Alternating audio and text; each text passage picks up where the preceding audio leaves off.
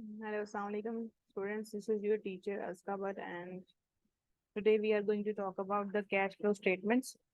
And today's lecture in Urdu, especially for those students who cannot maybe better understand English language. So that is why I think कि उर्दू में भी lectures जो हैं वो बना लेने चाहिए, because I think some students and some people maybe don't understand the English language, and maybe it is difficult for someone to understand. So that is why I just suppose that, okay, I should make a lecture in Urdu also. Okay. So we are going to talk about the cash flow statements. Okay, cash flow statements जो हैं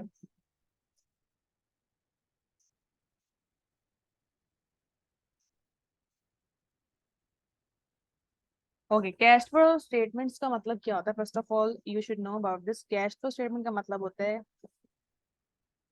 cash का flow. ठीक है, cash flow means cash का flow. Cash का flow means cash कहाँ जा रहा है और कहाँ से आ रहा है बिजनेस में, उसकी एक पूरी प्रॉपर स्टेटमेंट रेडी करना, उसको हम लोग बोलते हैं cash flow statement. Cash flow, cash का फ्लो, इट मींस उसका इनफ्लो, पैसा कहाँ से आ रहा है बिजनेस में और पैसा कहाँ जा रहा है, उसकी स्टेटमेंट को प्रिपेयर करना जो है वो कैश फ्लो स्टेटमेंट होता है।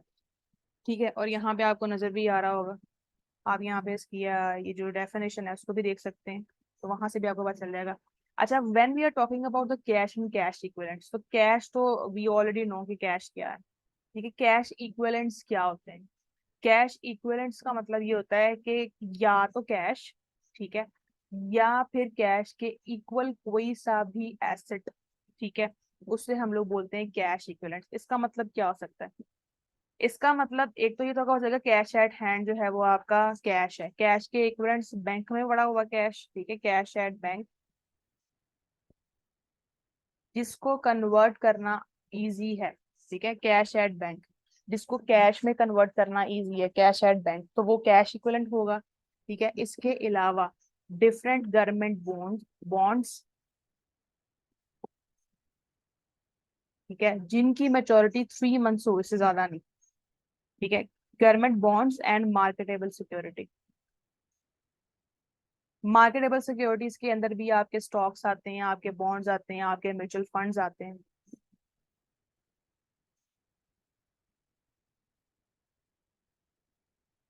आ, जिसको आप इजीली सेल कर सकते हो मार्केट में।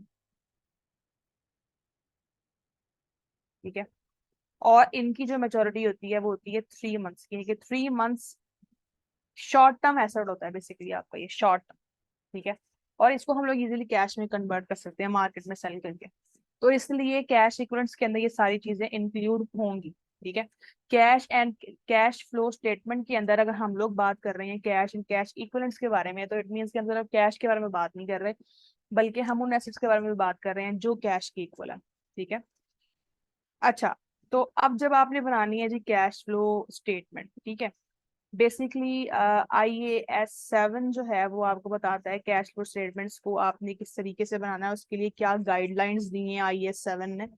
ठीक है, उसमें उन्होंने ये बोला है कि क्या आपने जो स्टेटमेंट बनानी है ना, उसको बेसिकली हमने डिवाइड किया हुआ है 3 सेक्शंस में। ठीक है, 3 सेक्शन में हमने डिवाइड किया हुआ है। फर्स्ट है जी आपकी ऑपरेटिंग एक्टिविटीज, यानी कि आपने ऑपरेटिंग एक्टिविटीज की कैश फ्लो स्टेटमेंट बनानी। देन है इन्वेस्टिंग एक्टिविटीज, उसके बाद है लास्ट वाली फाइनेंशियल एक्टिविटीज। तो हमारा जो आज का टॉपिक है वो सिर्फ ऑपरेटिंग एक्टिविटीज के बारे में है, तो हम सिर्फ उसके बारे में स्टडी करेंगे कि ये क्या है, what are basically operating activities and how can we make it, what is a basic you can say the format of cash flow statement about operating activities which we have been following by IAS 7।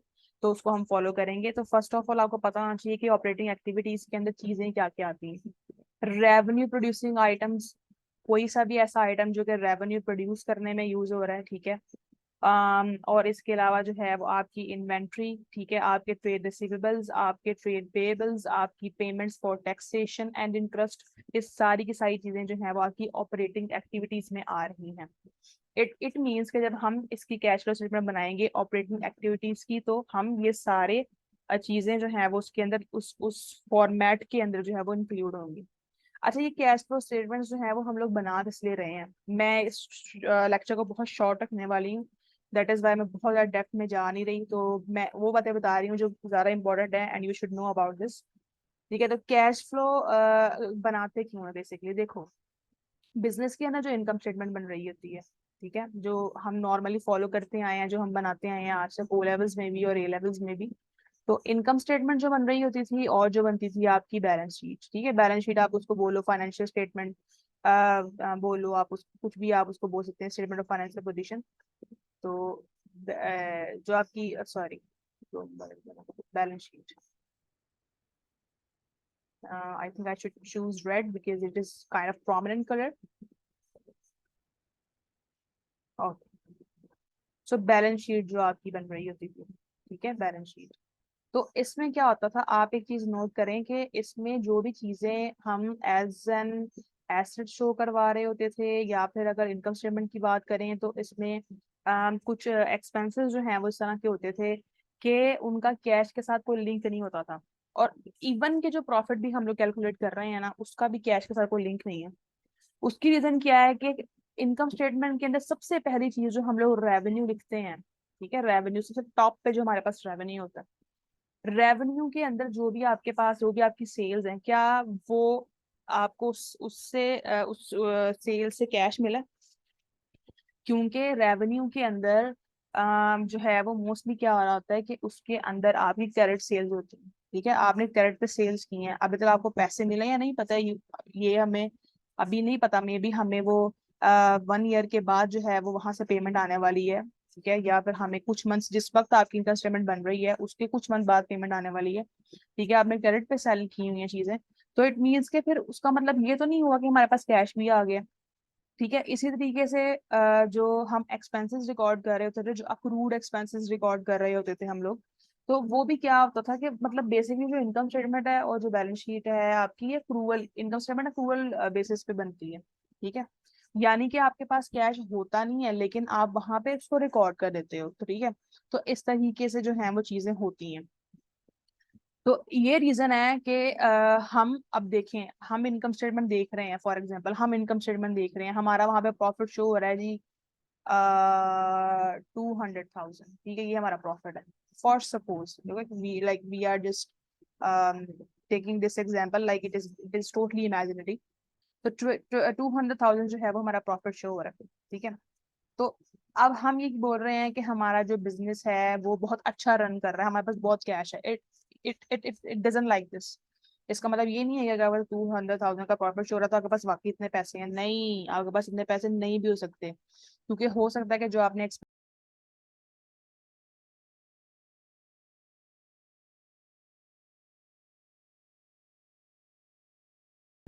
तो expenses जो हैं जो आपने किए हैं, expenses जो हैं वो जो आपने किए हैं, या फिर जो जिससे मतलब ये हम यहाँ पे बात करेंगे कौन कौन से एक्सपेंसेस जो हैं वो उसके अंदर आते हैं जिसको हमने क्या उसे बोलते हैं, एडजस्टमेंट करनी होती है, ठीक है, तो इसमें हम लोग ये देखेंगे कि यहाँ पे बहुत सारी ऐसी एंट्रीज एक्सपेंसेस के अंदर बन रही होती हैं जो वो एक्सपेंस होती ही नहीं है आपका, यानी कि वो नॉन कैश एक्सपेंस होता है, ठीक है, और रेवेन्यू में भी आपको पता है कि इसमें डायरेक्ट सेल्स हैं काफी ज्यादा, तो इसका मतलब है कि 200,000 को देख के हम खुश नहीं हो सकते कि वाकई हमारे पास इतना प्रॉफिट है, तो अगर हमने ये जानना है कि हमारा बिजनेस कितना का लिक्विडेट है, तो फिर हमें ये पता होना चाहिए कि बिजनेस के पास कैश कितना है, ठीक है, तो इसलिए हम 3 तरह की स्टेटमेंट्स जो है वो यहाँ पे बनाएंगे, तो पहले ही हम लोग जो डिस्कस करने वाले हैं वो जी आगे cash flow from the operating activities, कि ऑपरेटिंग एक्टिविटीज में जो है वो आपके पास कितना कैश अवेलेबल है।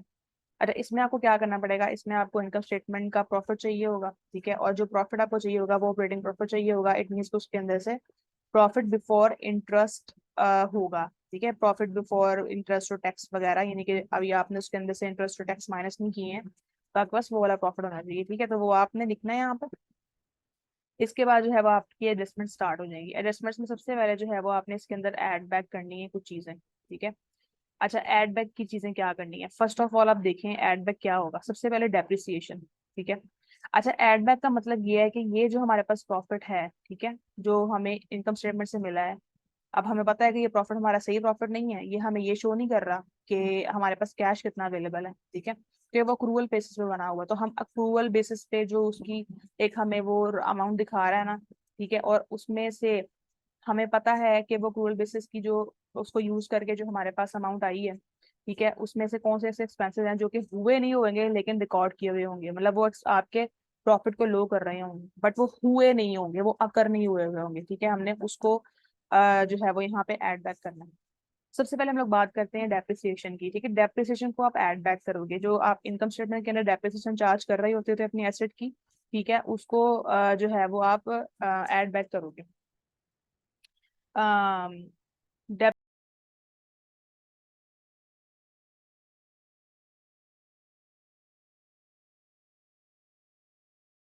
डेप्रिसिएशन जो आप एक्सपेंस के तौर पर चार्ज कर रहे होते थे, क्या वो वाकई आपका एक्सपेंस है? मतलब क्या वाकई आपने अपने तरफ से वो डेप्रिसिएशन, फॉर एग्जांपल एक एसेट है आपका, ठीक है, कंप्यूटर है फॉर एग्जांपल, ठीक है, और कंप्यूटर आपका डेप्रिशिएट हुआ है फॉर एग्जांपल $1000, ठीक है, तो क्या ये $1000 आपने किसी को पे किए हैं? ठीक है, कैश किया है बिजनेस से बाहर? नहीं। जब आपने एक एसेट परचेज किया, आप उसको यूज तो कर रहे हो ना, आप उससे रेवेन्यू जनरेट तो कर रहे हो ना, ठीक है, लेकिन जो उसकी डेप्रिसिएशन हो रही है वो एक नॉन कैश एक्सपेंस है। डेप्रिसिएशन बेसिकली ये जो भी चीजें आपको यहाँ पे नजर आ रही है ना, कि ये एक नॉन कैश एक्सपेंस है जिसमें कैश बिल्कुल भी यूज नहीं किया जा रहा, ठीक है। दैट इज, बस उससे पहले क्या करेंगे, ऐड बैक, क्योंकि हमने ये लेस किया हुआ होगा इनकम स्टेटमेंट में, ठीक है, जो कि नहीं करना था। ये फजूल में हमने अपने प्रॉफिट को लो किया होगा, इसलिए हम लोग क्या करेंगे, इसको ऐड बैक कर देंगे। उसके बाद जो है, अगर फॉर एग्जांपल अगर आपने आपको जो है वो डिस्प्ले में नजर आता है लॉस ऑन डिस्पोजल, जब भी हमने अपना एसेट बेचा, फॉर एग्जांपल आपके इसी कंप्यूटर की हम इसी कंप्यूटर को फॉर एग्जांपल ले लेते हैं कि ये आपका जो कंप्यूटर है, इसकी जो नेटबुक वैल्यू थी, लेट सपोज वो थी, it may be it is $500, ठीक है। और जब आपने इसको सेल किया है, ठीक है, तो आपने इसको जब सेल किया तो मे बी ये आपका सेल हो गया है फॉर एग्जांपल 400 कर लेते हैं, ठीक है, 400 में सेल हुआ, बट नेटबुक वैल्यू क्या थी, 500। हमने क्या बोला, हमने बोला हमारा लॉस हो गया। कितने का लॉस हुआ है, 100 का, क्योंकि हमारे पास नेटबुक वैल्यू 500 थी, सेल 400 में हुआ। इट मीन्स के वो नेटबुक वैल्यू से कम का सेल हुआ, तो हम बोलते हैं okay, we like we are maybe have loss on disposal, ठीक है। बट क्या ये वाकई लॉस आपको हुआ है? ठीक है, क्या आपका वो वाकई जो एसेट था उसका कैश के ऊपर कोई इफेक्ट आया है? क्या आपके तरफ से $100 कहीं बाहर गए हैं? नो, ऐसा कुछ भी नहीं हुआ, ये भी नॉन कैश एक्सपेंस है। दैट इज वाई इसको भी हम ऐड बैक करने के, क्यों? क्योंकि पहले ये इनकम स्टेटमेंट में आपकी प्रॉफिट को कम कर रहा था। We are adding back these things like this depreciation, loss and disposal and other things into it, because ये जो भी हैं ये पहले आपके प्रॉफिट को कम कर रहे थे, बट हम प्रॉफिट को अब कम नहीं करेंगे, हम कैश फ्लो स्टेटमेंट में यही देखेंगे कि ऐसी कौन सी चीजें हैं जिसकी वजह से हमारा जो है वो प्रॉफिट कम आया है, और हम उसको दोबारा से ऐड बैक करेंगे। और वो बिल्कुल भी ऐसी चीजें नहीं है जिससे कैश जो है वो कहीं पे खर्च हो रहा हो, ठीक है, कैश का आउटफ्लो हो रहा हो। इन सब में कैश का आउटफ्लो कहीं नहीं हो रहा है। अगर ये 100 के बारे में बात करें तो इसका भी कोई कैश आउटफ्लो नहीं है, ठीक है। और अगर हम लोग डेप्रिसिएशन की बात करें, यानी कि 1,000 की, तो इसका भी कोई कैश फ्लो नहीं है, ठीक है। इसके बाद जो है वो इंक्रीज इन प्रोविजन, ये आप बैड डेट्स पे कर रहे होते हो, ठीक है। बैड डेट्स में भी जब आप देखते हैं कि पिछले साल की प्रोविजन इतनी थी और इस साल की इतनी इंक्रीज हुई है, तो इसका मतलब ये नहीं है कि आपको ये लॉस हो, क्योंकि प्रोविजन जो है ये भी आप एक कह लें कि ऐसा नहीं है कि आपके पास से जो है वो कोई पैसे जा रहे हैं, ठीक है, ये भी एक नॉ जहाँ से कोई भी कैश आउटफ्लो नहीं हो रहा। तो इसलिए जो इंक्रीज इन प्रोविजन है ये भी आप दोबारा से इसको ऐड बैक कर दोगे। अब कुछ चीजें जो हैं वो इसमें से लेस होंगी, ये चीजें ऐड बैक हुई क्योंकि इनका कैश आउटफ्लो नहीं हो रहा था, ठीक है।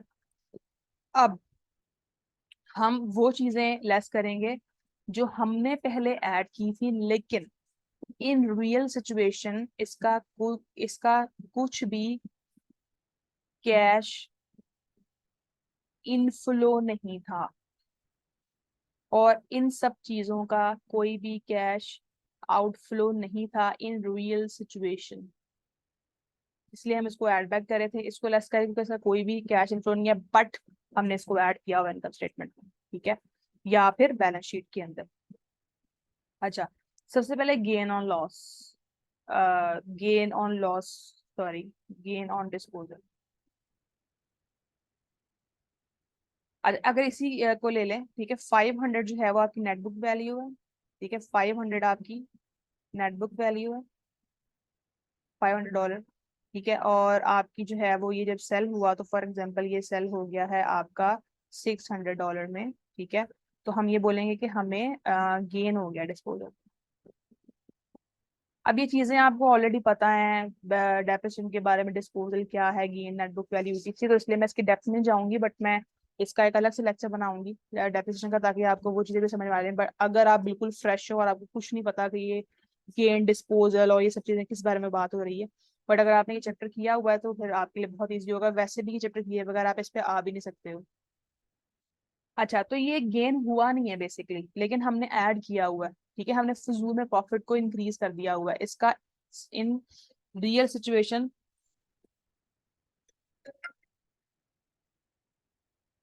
Hello, hello,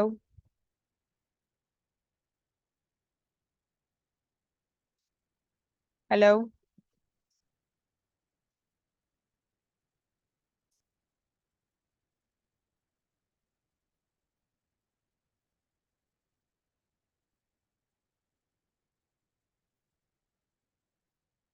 okay, sorry for inconvenience. अच्छा, तो इसका कैश इनफ्लो हुआ नहीं है, बट वो किया गया है, ठीक है, वो प्रॉफिट को इंक्रीज किया गया है, इसलिए हम इसमें से लेस करेंगे।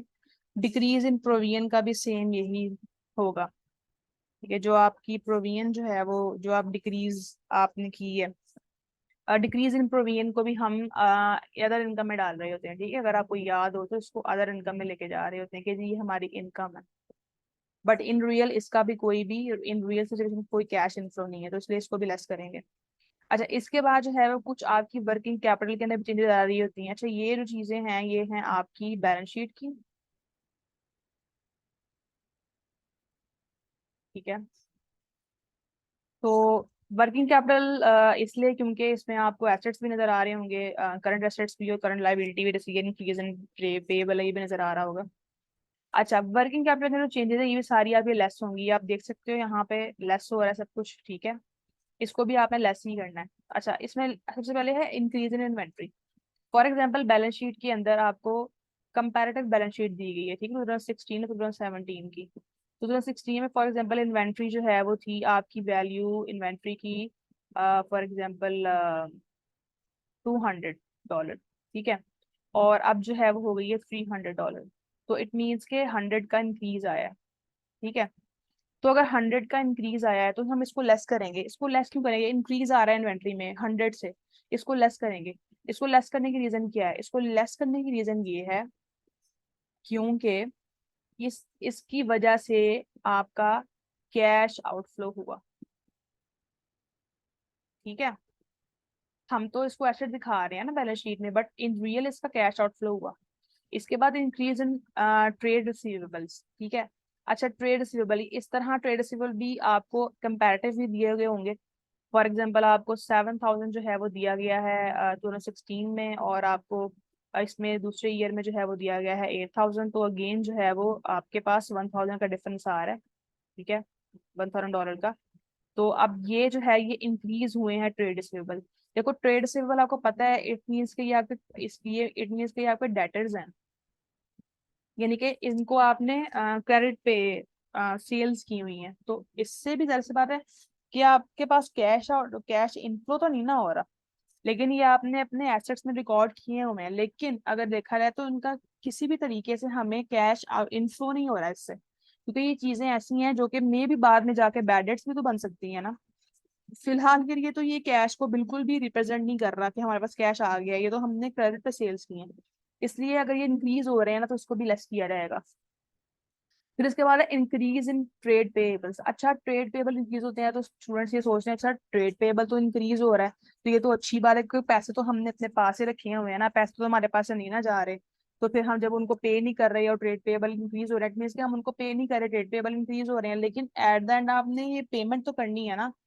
मतलब अगर पेएबल्स जो हैं यानी कि अगर आपके क्रेडिटर्स जो हैं वो इंक्रीज हो रहे हैं, ठीक है, क्रेडिटर्स जो हैं वो इंक्रीज हो रहे हैं, तो एट द पेमेंट तो करनी है ना, कैश आउटफ्लो तो होगा। अगर पेएबल इंक्रीज हो रहे हैं तो कैश आउटफ्लो तो होगा। जब कैश आउटफ्लो होगा तो इट मीन्स कि उसको भी लेस करना पड़ेगा ना। जो चीजें कैश इनफ्लो को फॉर एग्जांपल कैश इन्फ्लो नहीं कर रही हैं, लेकिन हमने इनकम स्टेटमेंट में उनको प्रॉफिट में ऐड किया हुआ है, तो हम उसको लेस कर रहे हैं, सॉरी ऐड बैक कर रहे हैं। ठीक है, और ऐसी चीजें हैं जो कि कैश आउटफ्लो कर रही हैं, ठीक है, लेकिन वो साथ ही हमारे बैलेंस शीट में दिख रहा है कि हमारे एसेट्स को इंक्रीज कर रही हैं, बट इन रियल देखें तो वो कैश को आउटफ्लो कर रही हैं, कैश जा रहा है बिजनेस से, तो हम उसको लेस कर रहे हैं। ठीक है, इस तरीके से बेसिकली ये काम करता है। अच्छा, एट द एंड क्या होगा आपके पास, टोटल इसका आप लेस करके यहाँ से लिखेंगे, उसके बाद इंटरेस्ट और टैक्स जो आपने पे किया, क्योंकि आपके पास जो प्रॉफिट है वो बिफोर इंटरेस्ट और टैक्स है, तो वो भी हम 10 बार लेस करेंगे, क्योंकि ये भी ऑफ कोर्स कैश आउटफ्लो ही हो रहा है। ठीक है, और इसके बाद जो है वो हमारे पास net cash from operating activities आ जाएगा।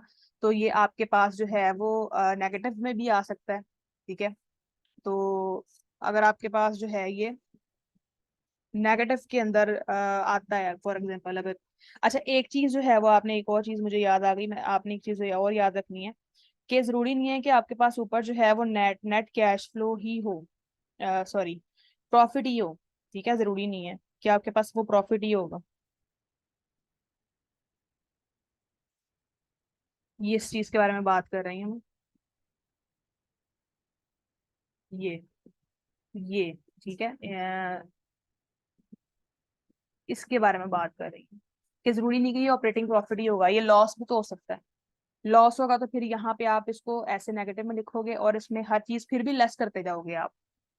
ठीक है, उससे फिर एंड पे ये पता चलेगा कि अच्छा बिजनेस तो इतना कर्जई हो गया है, इसके पास तो कुछ पैसे ही नहीं है। ठीक है, तो net cash flow from operating activities आपका ये भी हो सकता है। ठीक है, और इसके अलावा net cash flow from used in operating activities, used होगा तो इट मीन्स के फिर वो नेगेटिव में होगा। इफ यूज्ड, इट मीन्स अगर, मतलब अगर आपका नेगेटिव में आता है ना, फिर आप यूज्ड का वर्ड यूज करोगे। ठीक है, और अगर आपका प्रॉफिट आ रहा है, मतलब अगर आपका एक पॉजिटिव फिगर आ रहा है, तो फिर सिंपली आपका net cash flow from operating activities होगा। ठीक है, तो ये थी हमारी ऑपरेटिंग एक्टिविटीज की चीजें, और इसमें बस आपने याद रखना है कि इसके अंदर कौन कौन चीजें इंक्लूड होंगी। ये सारा आप यहाँ से याद रखेंगे। जो भी चीजें रेवेन्यू को प्रोड्यूस करने में यूज हो रही हैं, वो सारी की सारी चीजें जो है वो यहाँ पे आएंगी, जो भी बिजनेस को ऑपरेट करने के लिए यूज हो रही है। ठीक है, उनकी नेचर इन्वेस्टिंग या फिर फाइनेंशियल एक्टिविटी, इन्वेस्टिंग और फाइनेंशियल नहीं होनी चाहिए। खैर, जब हम लोग इन्वेस्टिंग और फाइनेंशियल एक्टिविटीज के बारे में बात करेंगे ना, तो वहां पे आपको और ज्यादा अच्छे से क्लियर हो जाएगा कि किस तरीके से करना है। तो बाकी आपने फिलहाल जो है वो ऑपरेटिंग एक्टिविटीज की चीजें याद रखनी है। इंशाल्लाह कल again we will meet with another lecture with another like with another content, fresh content. Okay, goodbye, Allah Hafiz.